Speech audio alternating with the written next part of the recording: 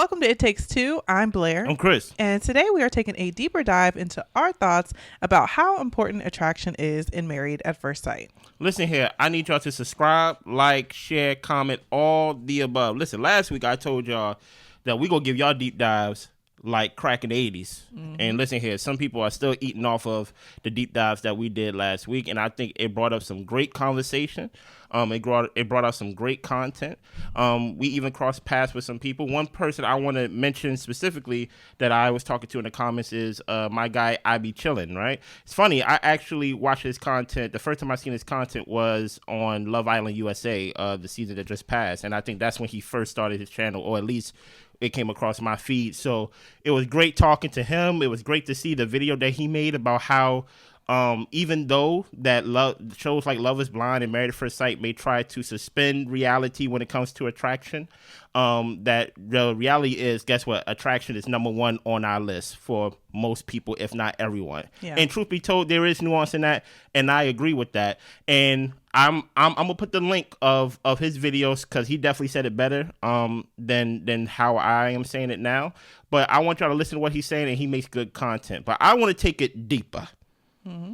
Right? As I said in a deep dive, I said Pastor Kyle, Dr. Pia, Dr. Pepper is not going around in an army van kidnapping folks to be on Married at First Sight. Yes. Right? So there is a want to that has to be by the contestant to be on the show, right? To the point where someone can be rejected in one city, move to another city just to be on the show. Hello, Ikechi, right? And I just want to have a brainstorming exercise with y'all and also with my wife about if you're willing to sign off and be in this social experiment for 8 weeks and things of that nature, to where you're married to someone, to where someone picks your spouse, someone picks the venue, someone picks all these things, pick where you're going to live, all these activities and things like that, right? Is it fair for me to expect you to not have attraction on the top of your list? Because no one made you sign up for this experiment.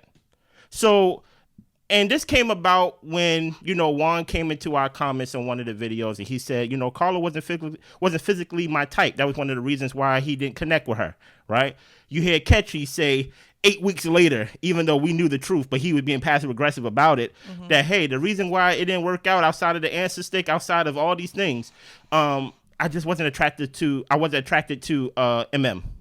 And I'm just like, yes, that may work for me as someone who, picked my wife and my wife picked me, but you signed up for the show.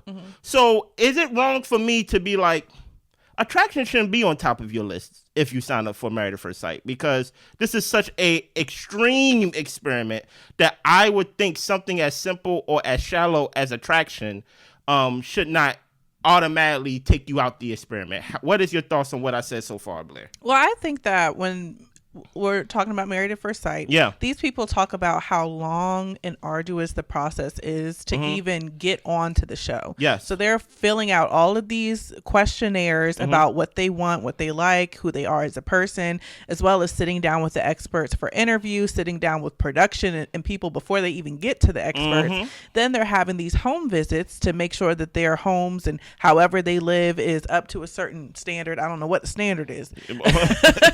Basement at all. But it gets whatever standard they got in order for you to get on the show. So for a person to go through all of this to marry a stranger, I would think that you would understand that, of course, attraction is a factor. I'm not going to ignore the fact that if you're not attracted to somebody, it does make getting to the romantic piece a lot more difficult. Facts. But if you're doing all of this, then I would like to assume that people who are willing to put forth that much effort into marrying someone sight unseen, that when it comes to attraction, that's something that they're also willing to work on. And it just kind of blows my mind to think that somebody would go through all of that, get to the wedding day, and just turn around and be like, you know what?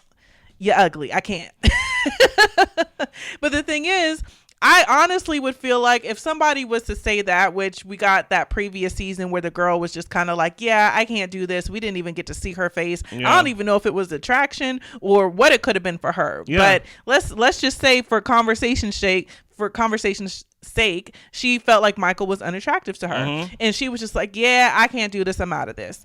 Honestly, I'd rather you do that than to go through the process and skate for 8 weeks and never address the fact that there is an attraction issue. Even the experts during the season, through many seasons, that conversation of attraction was brought up. And even this season, Pastor Kyle asked Ikechi directly, are you guys attracted to each other? And he lied. Yes. You know what I'm saying? Because they know that that is a hurdle when marrying a stranger. And there are exercises 100%. and there's a sex therapist there to kind of work through those intimacy and attraction issues to see if it can be grown.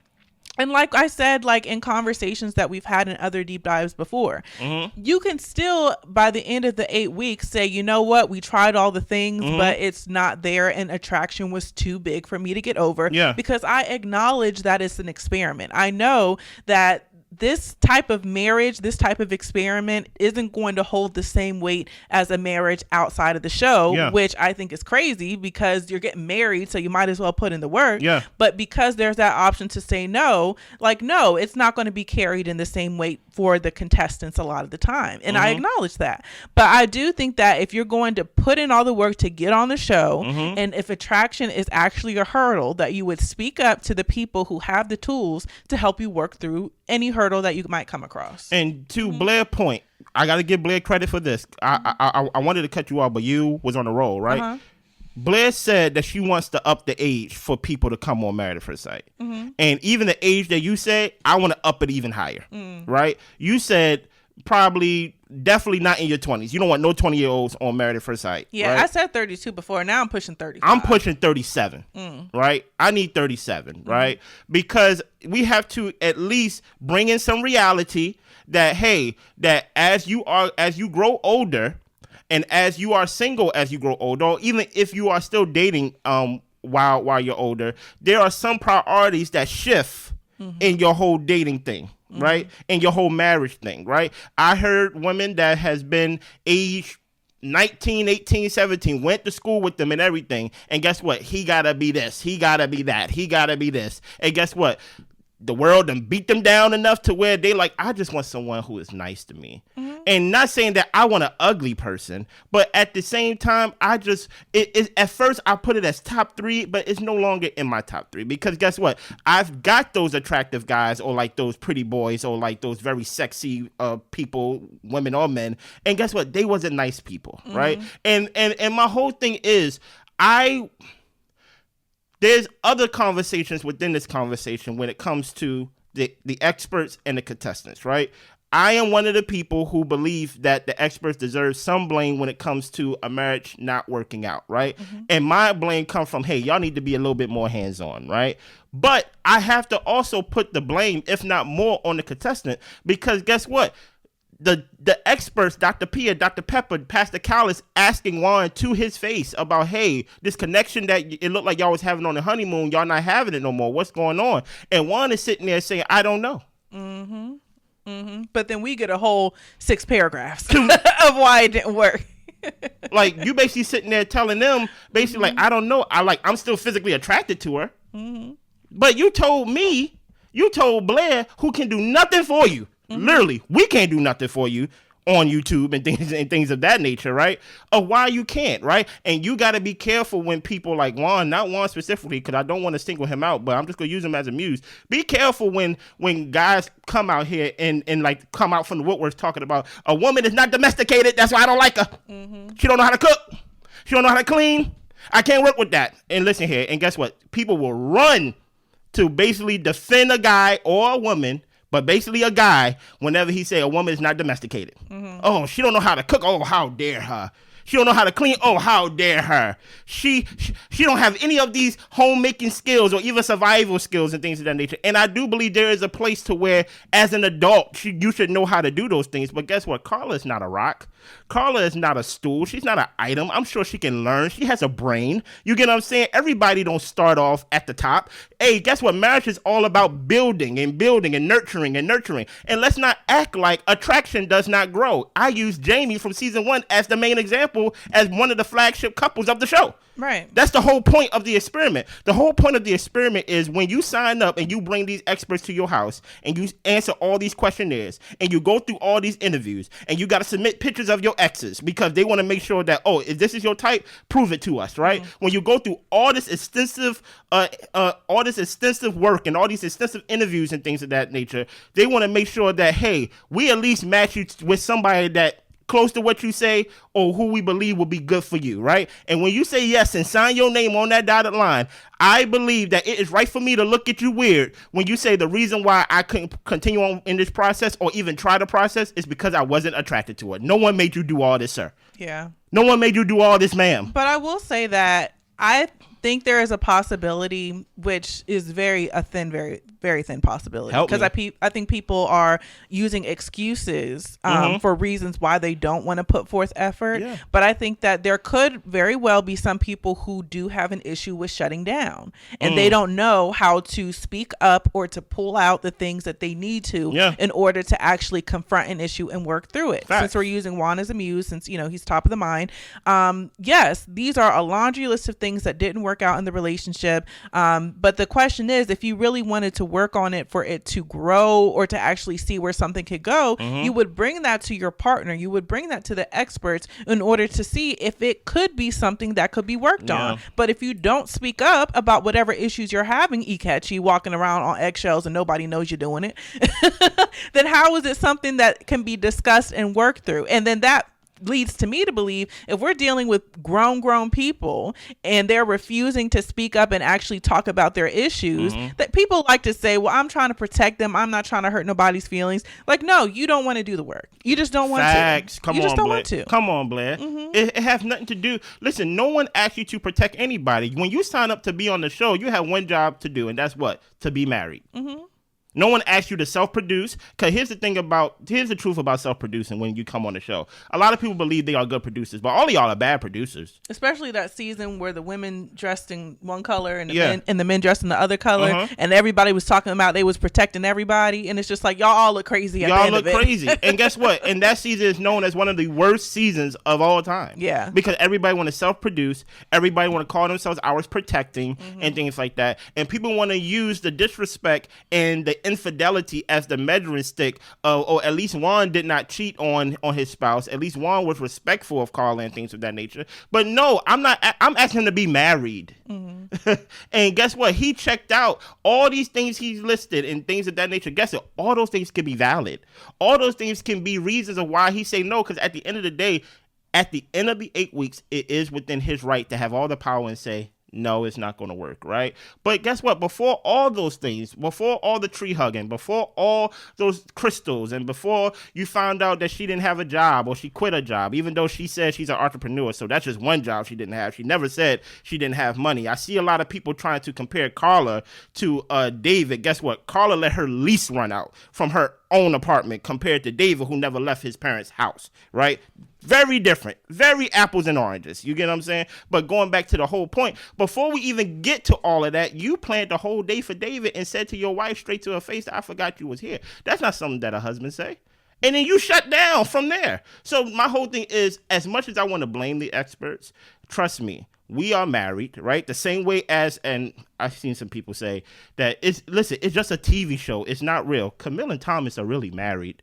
The people, even some of these contestants really have children. They have children, and guess what? Some of them, I think Jamie was one of the ones. Some of them was having a hard time having children, and they had to battle through that and battle through that. And guess what? They have kids now. They have real lives now. You get what I'm saying? So as much as people want to use the excuse of guys, the reason why it didn't work, remember it's a TV show. It's for ratings. No, you came on the show for ratings. You try to make it seem like I came here for the love of my life and I came here to see if they can match me with someone that I could be married to. But yet the truth of the matter is a lot of these people come on the show not willing to be married. Yeah. And I kind of want to dig a little bit deeper into our conversations about the whole age thing. Yes. And the reason that I would want to up it to 35 or so, 37 for me. Yeah, it's because I think that as you get older, people do make concessions into things that they want or what they value in a partner. Just like you said, people's tastes change. Even someone from 16 could be into a different type of person by the time they're 22. Yeah. And then that person could be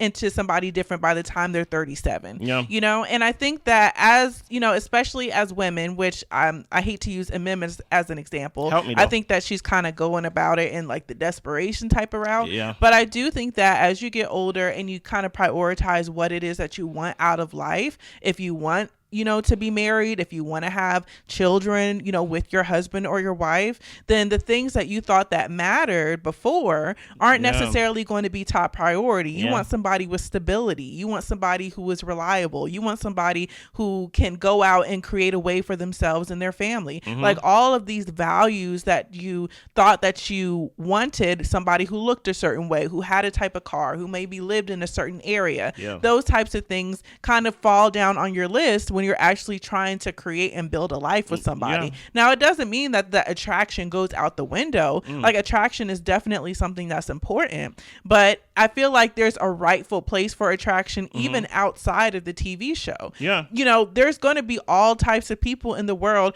and you might find this person very attractive and this person mildly attractive, but I'm not going to choose a very attractive person and they don't have the qualities that I'm looking for in a spouse. I'd rather somebody who is good looking to me and, you know, we're able to build a life together and is somebody I can depend on because they have the whole package for me. And that very attractive person isn't going to do it for me in all the areas of my life. And I think that, you know, when we're talking about some of the younger people, like if I'm looking at Madison, for example, I think that she lacks self-control. I think that what she says she wants, she doesn't actually knows what she wants. Because David's not that. Right. And I think that if she, you know, attraction and appearances and broccoli shirts and broccoli pants was like the biggest issue for her, then it seems like, okay, well, maybe there's some issues when it comes to priorities, you know. And if you feel like David can come in your life and, you know, add value in different ways, you know, they're together now, whatever. I'm not harping on it anymore. But I do think that Madison at 29, what she would look for in a partner may be different from Madison at 39. So, you know, and if David is somebody that she has to carry along and drag along throughout 10 years of life, it may not be something she wants to continue on into her 40s, you know? And so that's why I don't harp on Michelle so bad for being like, I couldn't have imagined that I would be darn near 40 dating somebody who lives in their parents' basement, because the value in what she was looking for is somebody with, you know, the ability to care for themselves and show that they're caring for themselves and not having their mom and dad care for them and coming down washing their clothes and their bed sheets and all this type of stuff. So I think that it just shows a difference in values as you progress in age.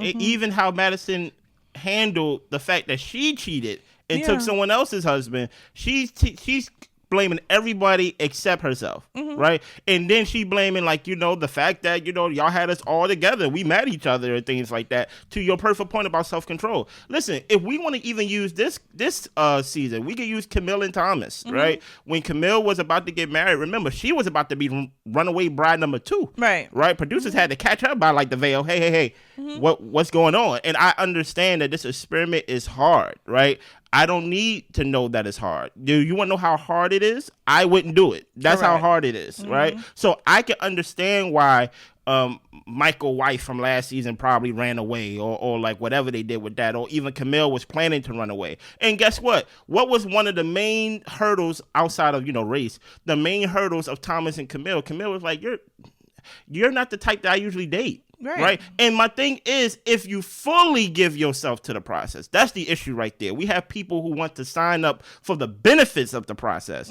but they don't want to free fall or faith fall or like whatever into the process, but still want to use the process to their benefit. No. Eventually, once you give into the process, right, and get out of your own way, what did Camille say from basically the beginning of the season to the end of the season? You ain't got that swag. You're not really my type. All these things to the end of the season. You know what? Those corny jokes are funny now. now I find myself laughing at the jokes, right? Yeah. So it's many times, and one thing Thomas said at the reunion, he said, listen, I cried the most that I ever cried in my life, and I understand because it's the hardest thing he probably ever had to do. But to be vulnerable to the process, and that takes what? A mature adult. Yeah. Right? That takes, Thomas is in his 40s, right? That takes a mature adult to be like, you know what? I went through the interview process. I invited these people into my spot. I invited these cameras into my family houses and things like that.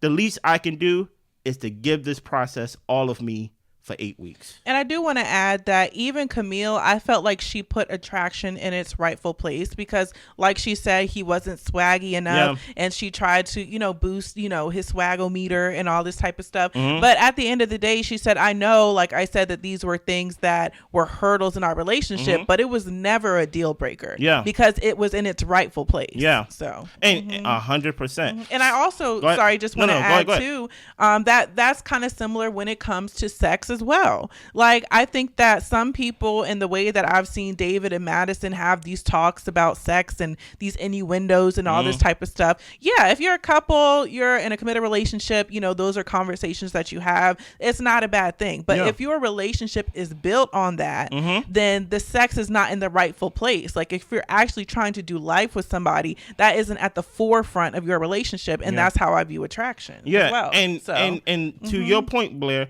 even though I will say this is a beautiful cast, meaning I don't think nobody on this cast. Yeah, everybody looks good. I think everybody at least passed the threshold of no one's ugly. Yeah, nobody's butt ugly. So let's start with that. I think there is some type of I can't say this for a fact, but I'm gonna say it from an opinion based off the season that I see. I don't think they are casting objectively ugly people, right? If I was to say that, and I know that may seem mean because you don't want to say like somebody is objectively ugly, but I think there is something to, hey, let's cast this person because when it comes to the camera lens, they are easy on the eyes, right? So let's not act like there's not a production factor when it comes to, hey, these are people that may be easy on the eyes, right? Even though they may not be my type, like Madison's not my type, Michelle's not my type. I'd be lying to say that like Madison is not ugly. Like Michelle is not ugly. So off top, let's just start off but beauty is in the eyes of the beholder. That too. But let's act like attraction cannot grow. Now you're telling me that when it comes to attraction, that when I sign up for a show like Married at First Sight, attraction gotta already be a tree instead of a seed. Very good. Yeah. Then why would you sign up for the show then? If you want a tree and you want to buy a tree and you want to climb a tree and you want to hug a tree, then go find your own tree. But when you sign up to be on Married at First Sight, you are basically you're a seed planter, and you got to nurture that seed. So that's why I feel like it is not wrong for me to look at Ikechi, who will come at the reunion and say, I'm not attracted to MM. It is not wrong for me to look at Juan, as he wrote us in the comments, that, you know what, she's not my type. What do you mean she's not my type? Who made you sign up for this process? To find you forfeit your right to choose 100% when you sign up for this show. So that's why I'm like, let's not act like attraction does not grow. Again, if we're gonna use the alum of the show, let's use Jamie Otis. You get what I'm saying? She did not like her husband. Yeah. But you know what she did? She trusted the process. You know what he did? I trust the process. My wife don't like me, and now guess what? At the end of the day, they are married and they are still married. You get what I'm saying? So that's why I'm like, I think a lot of times, if I was to give any credit to the experts, I think they place these contestants on third base, and all they have to do is just go home. There's first, second, third base, and then after third base, you just go back to home plate, right?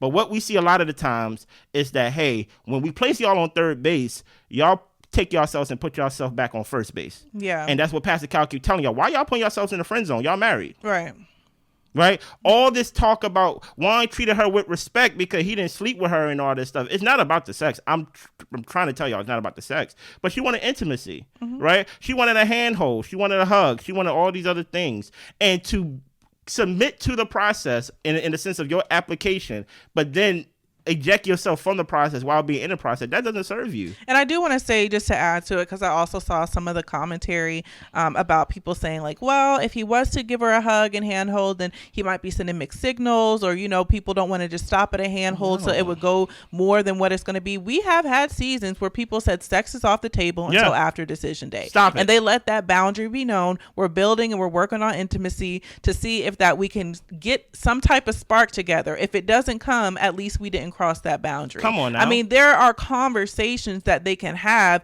in order to talk about what they're willing to work on and what is off table. You know what I'm saying? Yeah. Even saying that you're working on attraction, working on the physicality can help with building the attraction, but nobody is saying that y'all gotta, you know, lick and split and dip and everything. So that's why it's just a issue of the fact that, for me, to sum it up, it's like, I think that a lot of the times the contestants lie. Yes. They frame it as protecting other people. Yes. Instead of really going forward in the process and being completely honest and raw about where they stand, so that way they can get the help and the direction that they need to try to make a relationship work. And at the end, if it doesn't work, goodbye. and guess what? I'm about to close too. Right? The whole point is, I understand that it's a show. I understand that you want to say it's a social experiment and things of that nature, but just because it's a social experiment, which it all is, guess what? I'm married, and guess what? That's an experiment in itself. It doesn't take away the fact that it's real. It doesn't take away the fact that these are real people. And guess what? I want more contestants who are not worried about producing themselves and being themselves completely, right? Because one thing that is so funny and interesting about basically pointing the finger at somebody else is that there's 3 to 4 fingers pointing right back at you, right? As much as you want to say that this person is not domesticated, that they don't know how to do these things, right? Listen, at the end of the day, we heard Ikechi and his reasons, and at the end of it, we realized as much as he wanted Michelle, he ain't no Barack. Right. So, and guess what? Throughout this whole season, right, this whole time, while we talk about stability and things of that nature, Juan was the one who said on the vacation that, hey, I have to pay my employees, so I can't go on vacation, or I can't go to restaurants whenever you want to, because I'm an entrepreneur. And I would think that also Carlos, an entrepreneur, that he would actually, like, you know, relate to the fact that, hey, some things are somewhat more stable than others and things of that nature. Guess what? We all entrepreneurs here. So my whole idea is this whole idea of she quit her job. The only issue that I have with Carla quitting her job is that, hey, you're married now. You need to talk to me about that. Yeah. That's the only issue, right? Not talk to me. That's why I think that she was let go. But no, facts, right? Not talk to me in the sense of asking for my permission, but talking to me because, number one, I do not know you. And the more we talk, the more I get to know you. Yeah. To know where you are in your life, right? So this whole idea of Ikechi talking about she asking too much questions, I want her to know me naturally. It's all excuses, as Blair said, to really not fully go into the process. And Juan, with these excuses, talking about, I wasn't physically attracted to her. I understand spiritually, emotionally, we are on different lengths. But guess what? You signed up for the process. No one made you do that. And that I cook 75% of the time. I clean 80% of the time and all this stuff, as if numbers don't change. As if I showed up in this relationship not knowing how to do things, but guess what? I know how to do them. Blair showed up in this relationship and not knowing how to do things, and she knows how to do them, because at the end of the day, we are human with brains. We evolved. And at the end of the day, we don't have experts on our beck and call that we could call, hey, come talk to us, Pastor Kyle. Come talk to us, Dr. P or Dr. Pepper, and things like that. Y'all did not use your resources, right, to its full capability. Y'all did not push the pedal to the metal when it comes to, you know what, I need help. So I don't want to hear y'all at the end of the season telling me that, guys, it's just a show and they doing it for ratings. Stop it. You're a grown man. And I want to add another thing. I sound like a pastor. Yeah, go ahead. Closing number 2. Right? People change in relationships. Facts. And I think that that's another thing that I feel like a lot of contestants on these shows feel like, I don't want to change. I don't want to have to make the other person change.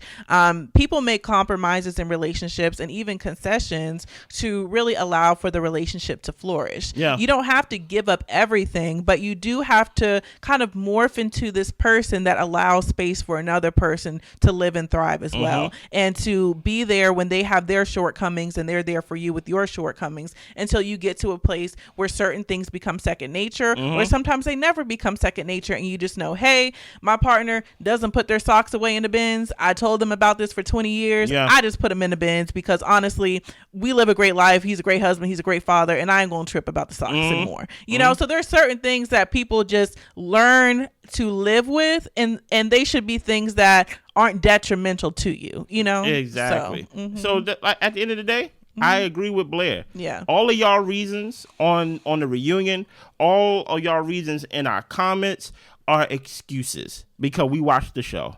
And we can tell you did not try it. Like I said, we not only reviewed the show, we reviewed the after party, right? And Blair do a great job in taking notes. And not only do she do a good job of taking notes, she do a great job of taking quotes, right? And one of the quotes you said, Juan, was that you work out twice a day, and some days you don't get back home until after 6 o'clock and things like that. And Keisha said, hey, with all your busy schedule, do you have room and time for a wife? And you look like that was the first time you ever heard that question. Right. You're like, oh, well, I do work from home, so like I can make time. No. The thing about it is you wanted your wife to be domesticated to revolve around you instead of you actually having a life that revolves around both of you and things of that nature. And guess what? At the end of the day, it's your choice. It didn't work, right? I'm not on it like, trust me, I'm not a Carla stan. Because some of the problems that you probably had, I probably would have had too. But if I'm willing to go in the deep end and sign up for a show like Married at First Sight, I'm not going to be shallow. No. Because guess what? Dr. Cal, not Dr. Cal, Pastor Cal did not kidnap me and put me in the Married at First Sight van. If I choose to go on a deep end to correct something in my life in the sense of I want a partner, something that is so extreme, I will hope that people would not show up to this process and be shallow. And be like, I can't do it because of attraction. Trust me, if there's anything that Pastor Kyle, Dr. Pia, and Dr. Pepper are very good at, is dealing with, hey, I may not be attracted to my partner. They've been doing it for 18 seasons, guys. And guess what? One of the main hurdles with Married at First Sight is, I'm not attracted to my partner. Well, we expected that because you know why? This is Married at First Sight. Yeah. You're not a genius by saying I'm not attracted to my partner. Yeah. You're just shallow. That's basically what it is. And no one made you sign up for this process. Anything else? That's it. Also, I just want to talk about this because while I was looking at I Be Chillin' videos, he did touch on the topic, which I agree 100%. I'm not going to touch on it, but I said it throughout the season. Hey, these men need to start speaking up. This whole idea of fearing backlash and not being yourself on camera, and while all this time you want to mute yourself and not basically having no spine and things like that, I don't respect a man like that. Sorry. I hold men to a different standard in the sense of, hey, you're a man and something's bothering you. Don't shut down, Akechi. Don't run away, Juan. You get what I'm saying? Say it. This is my problem. I have problems with this. This is my issue with connecting. Can you help me?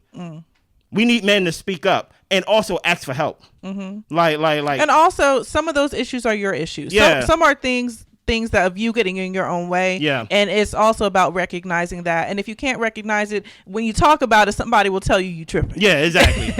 Yeah. So, yeah. Anything else? That's it. We need y'all to subscribe, like, share, comment. Also subscribe to I Be Chillin' page. I need at least 100 of y'all to go subscribe to his page. I really want 1,000 of y'all, but 100 of y'all, if y'all could just go and click on the link, subscribe to his page. Guess what? I have a big respect for people that review shows and do commentary by themselves. Yeah, it's hard. Because you know what I do when Blair be writing notes and things like that? I be on Twitter. And I just have to show up and give commentary. So respect to everybody who's doing it by themselves. We see y'all next time. Bye.